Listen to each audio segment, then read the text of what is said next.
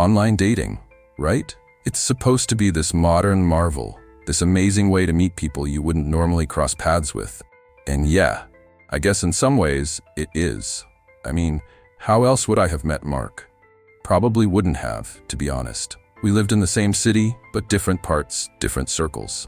Dating apps are supposed to broaden your horizons, and they definitely did that for me. Maybe a little too much, in retrospect. I'd been on and off dating apps for a while. You know, the usual cycle. You get excited, you swipe, you match, you chat, maybe go on a date or two, and then fizzle. It's just the way it goes, I think. It can be kind of disheartening after a while, all that effort and nothing really sticking. But I'm not the type to give up easily, and I genuinely wanted to find someone. Everyone tells you, oh, they'll come when you least expect it. But honestly, in this day and age, if Joe just bumps into their soulmate at the grocery store anymore, it feels like you have to be proactive. Put yourself out there, even if out there is just swiping on your phone in your pajamas. So, back on the apps I went. I'd tweak my profile a bit. New pictures, funnier bio, or at least I thought it was funnier. And then I saw Mark's profile. It was different. In a good way, initially. His pictures weren't all posed gym selfies or blurry group shots where you couldn't tell which one he was. They were just him. Candid shots, laughing with friends, one of him hiking with a dog that looked suspiciously like a golden retriever. Major points right there. I'm a sucker for goldens. His bio wasn't some generic, fluent in sarcasm nonsense either. He'd actually written something thoughtful, something that hinted at a real personality. He talked about his love for old movies, his terrible but enthusiastic attempts at cooking, and his volunteer work at an animal shelter. Animal shelter volunteer? Okay, definitely swiping right. We matched pretty quickly, and his first message was actually engaging, not just a hey or some pickup line ripped from a Google search. He commented on something specific in my profile, asked a real question. It was refreshing. We started chatting, and it was easy, you know? The conversation flowed. He was funny, smart, seemed genuinely interested in what I had to say. We talked about everything and nothing, from our favorite books to the weirdest things we'd seen on our commutes. It felt promising, like maybe, just maybe, this could be something. After a few days of chatting online, he asked me out. For coffee. Classic first date move. But he suggested this really cute little cafe I'd never heard of, tucked away on a side street downtown. Not just some generic Starbucks, which I appreciated. We met on a Saturday morning, and honestly, he was even better in person. Tall, kind eyes, a smile that actually reached them, and he was just as easy to talk to face-to-face as he was online. The coffee date turned into brunch, and brunch turned into a walk in the park.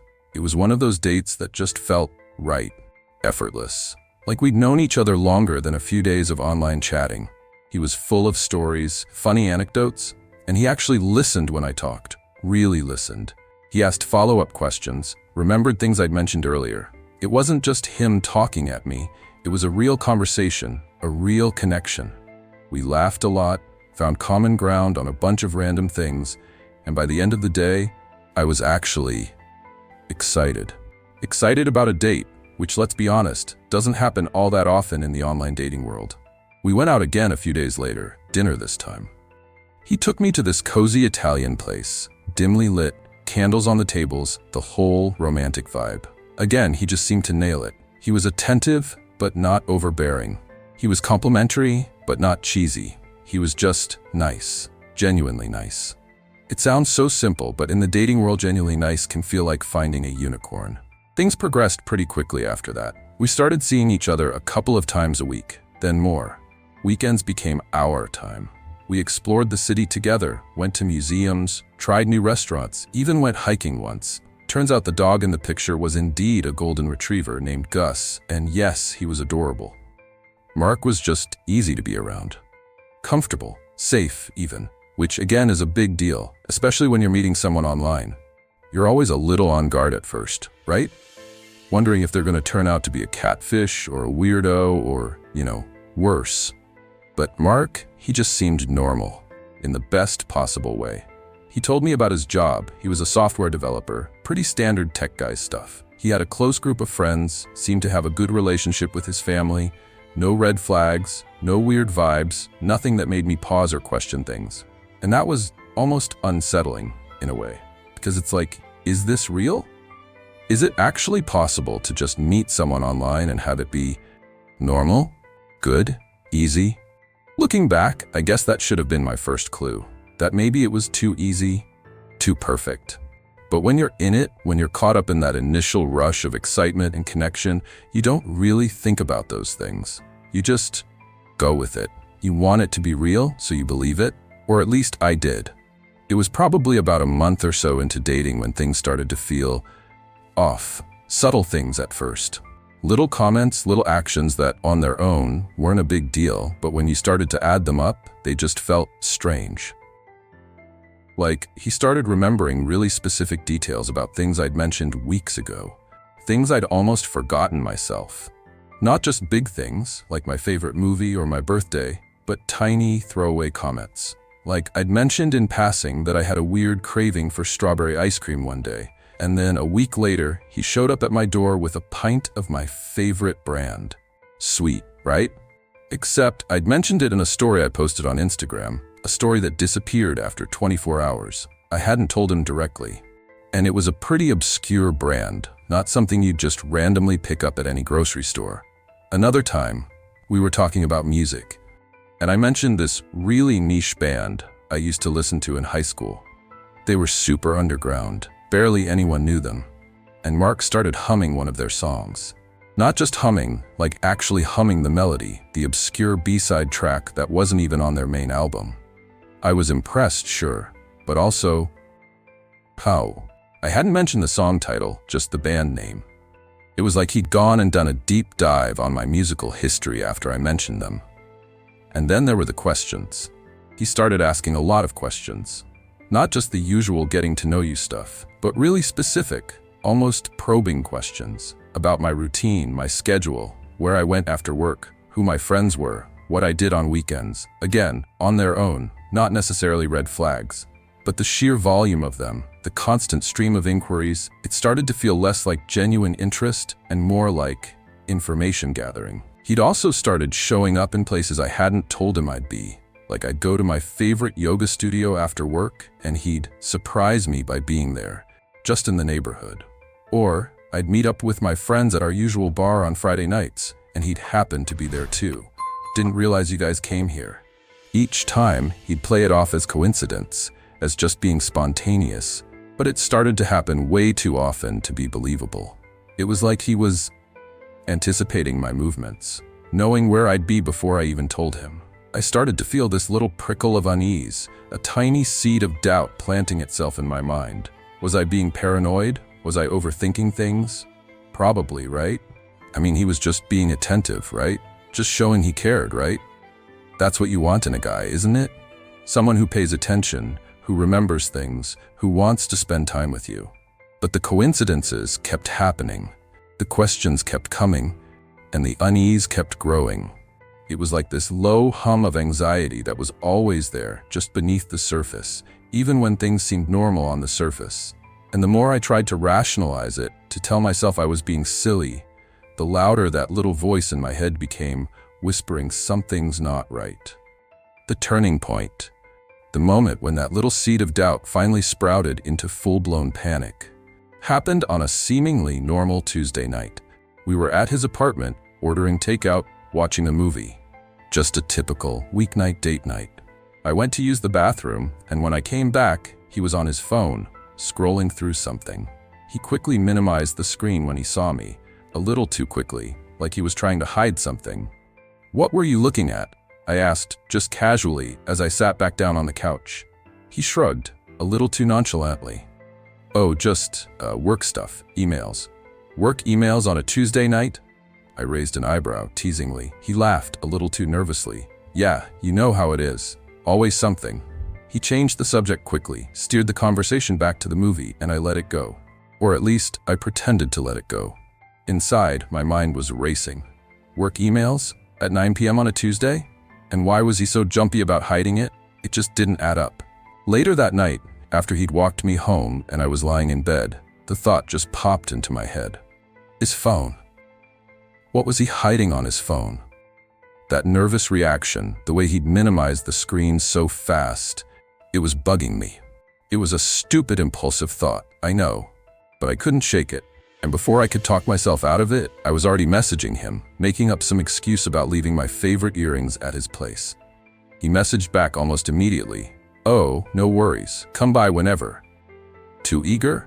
Maybe I was reading too much into everything, but at that point, my gut was screaming at me. I told him I'd come by in the morning first thing. I needed to see his phone. I know, it sounds crazy invasive, a total violation of privacy, but I couldn't shake this feeling, this deep, unsettling feeling that something was seriously wrong. The next morning, I went back to his apartment. He was still in his pajamas, making coffee, all smiles and casual charm. "Earrings, huh?"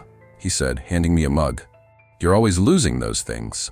He laughed, and I forced a smile back, my heart pounding in my chest. "Yeah, you know me," I said, trying to sound normal, trying to keep my voice steady. "Always misplacing things." He went to look for my earrings, disappearing into his bedroom. And that's when I saw it, his phone, lying on the coffee table, face up, unlocked. It was like the universe was practically screaming at me. "Do it. Look." I hesitated for maybe a second, maybe less. Then I grabbed it. My hands were shaking so badly I almost dropped it. I quickly scrolled through his open apps, trying to find what he'd been looking at the night before. Nothing obvious. Just the usual stuff. Messaging app, music, a game. Panic started to bubble up inside me. Maybe I was wrong. Maybe I was just being crazy. Maybe I should just put the phone back and pretend none of this ever happened. But then I swiped to the next screen, and there it was. A folder, tucked away in the corner, almost hidden. It was labeled simply, "Me."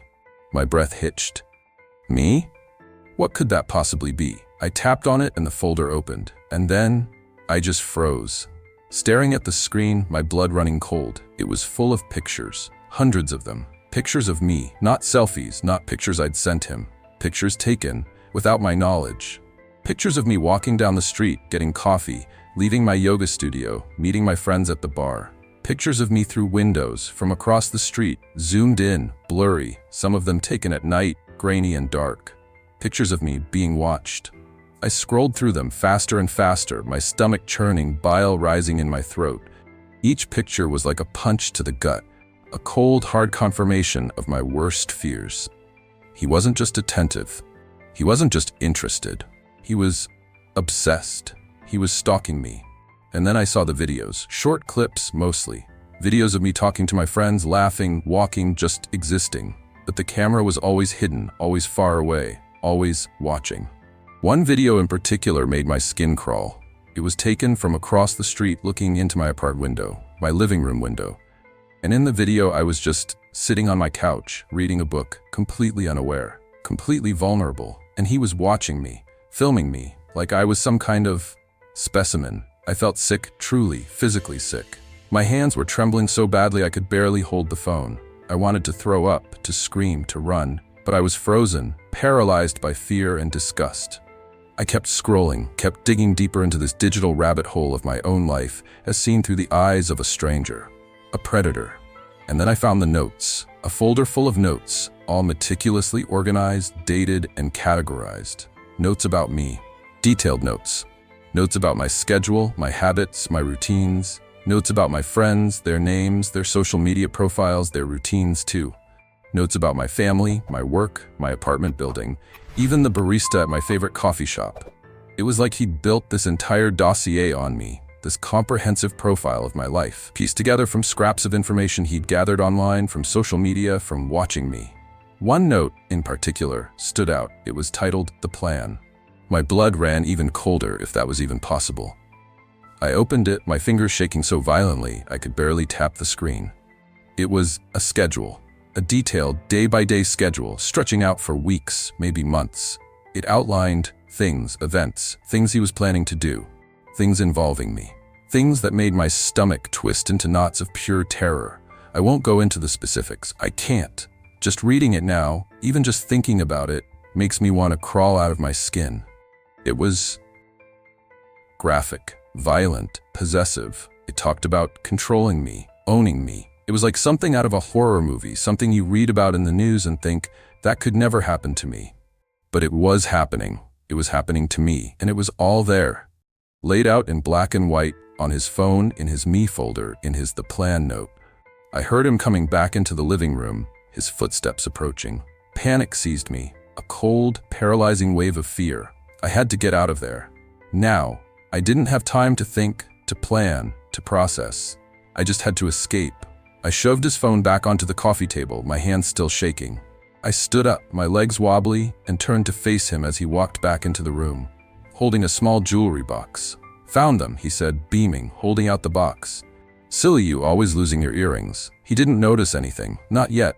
His smile was still there, that same charming, disarming smile that had fooled me for so long.